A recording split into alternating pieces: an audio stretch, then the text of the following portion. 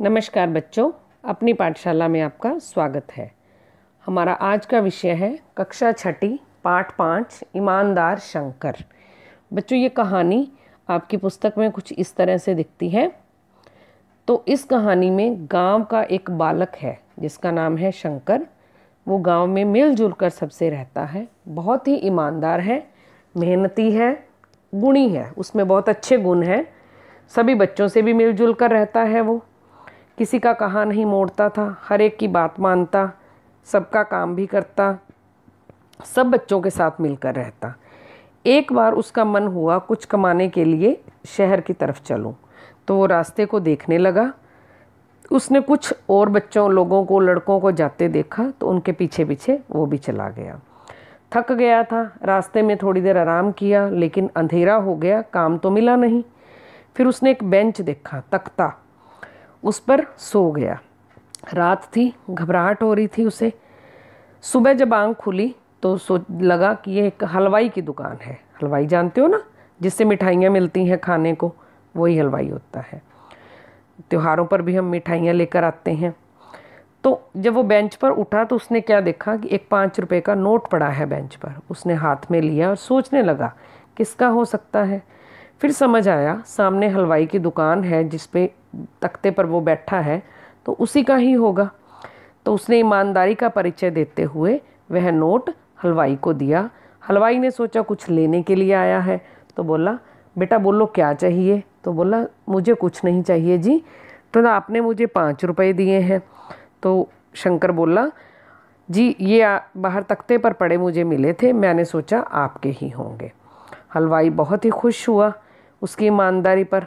तो उसने सोचा क्यों ना ऐसे ईमानदार बच्चे को काम पर रख लिया जाए। तो उसने शंकर को अपने पास ही रख लिया और मिठाइयाँ बनानी सिखाने लगा। वो काम सीखता गया और धीरे धीरे पैसे भी जोड़ने लगा, क्योंकि वो गांव से शहर धन कमाने आया था। धीरे धीरे हलवाई ने उसे ज़्यादा पैसे भी देने शुरू कर दिए और एक दिन वो बहुत अमीर हो गया। सुख समृद्धि से भरपूर खुशनुमा ज़िंदगी जीने लगा अपनी मेहनत के बल पर। तो बच्चों, इस प्रकार ईमानदारी अच्छी नीति है। ईमानदारी सुखों की खान है। जैसे खान से सोना निकालते हैं ना, वैसे ही हम सुख निकाल सकते हैं ईमानदारी से। तो अब हम इसका अभ्यास कार्य करते हैं।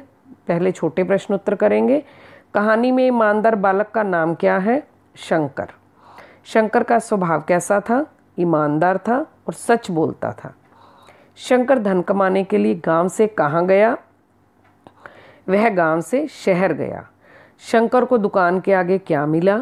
उसे दुकान के आगे 5 रुपए का नोट मिला। लेखक ने कहानी में सुख की खान किसे कहा है?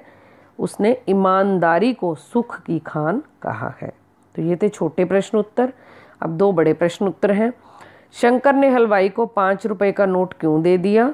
क्योंकि वह एक ईमानदार बालक था, वह मेहनत में विश्वास रखता था। हलवाई ने शंकर को क्यों नौकरी दे दी?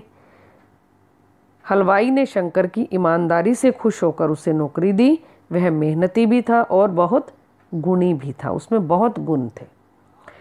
आगे है रेखांकित शब्दों का वचन बदलना। बच्चों, मैं आपको 1-2 वाक्य समझाऊंगी, फिर आपने स्वयं करने हैं।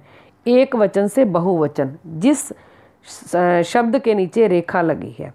जैसे पहला है, उसने सोचा रात पानी पीकर ही बिता दूंगा।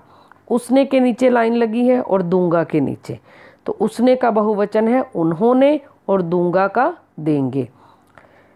उसने अपनी दुकान खोल ली, अब उसने, उन्होंने, दुकान का, दुकान ने खोल ली।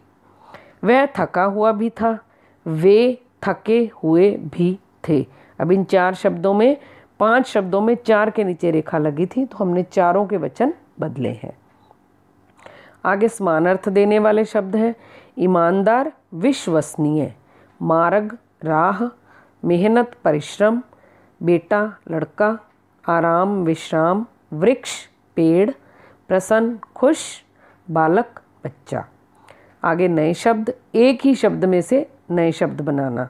जैसे आराम, आरा, राम, हलवाई, हल, हलवा, समान, सम, मान। आप और भी अपने दिमाग से सोचकर बना सकते हो। आगे वाक्य मिलान करने हैं। ये आप कहानी आपने सुनी है ना, अब अपने आप इसको मिलान करना अच्छे से। जैसे शंकर भीख मांगना बुरा समझता था। आगे 3 वाक्य आप स्वयं मिलान करो सुनकर। व्यक्तिवाचक संज्ञा, व्यक्ति किसी का नाम, तो पहला नीचे शब्द दिया है रवि, तो रवि का अंतिम शब्द है व, तो व से हमने अगला शब्द बनाया विकास। इसका अंतिम शब्द है साजन, फिर न से नीरज, ज से जगत, त से तस्वीर। तो आप अपनी इच्छा से नए शब्द और भी बना सकते हो।